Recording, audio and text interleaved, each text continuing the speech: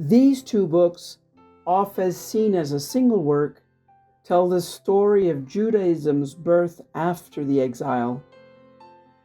Far from their homeland, the people, guided by prophets, maintained their covenant. Even without a temple or its rituals, priests helped the community use the Sabbath as a crucial time to reconnect with their roots. Cyrus the Great's political strategy, beginning in 531 BC, reignited the hopes of those returning to Jerusalem.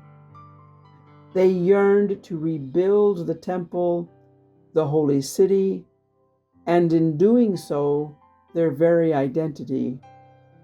However, this ideal clashed with reality.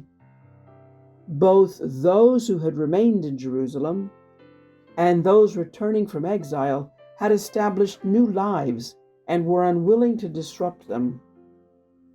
The vision of reconstruction was not universally shared.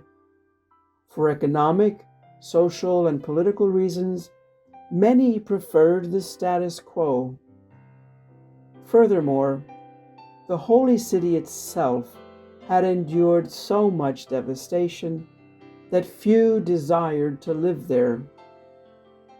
Consequently, if rebuilding a basic temple took 15 years, then reconstructing the city would take over a century.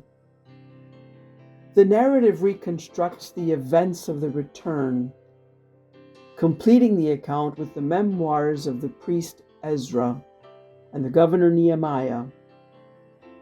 The story is further enriched with other materials. Ultimately, the people's rebirth was not driven by human ideals, but by the Word of God. This divine Word, which was written during the exile, was later proclaimed, explained, and celebrated in Jerusalem, thereby affirming and consolidating Israel's identity.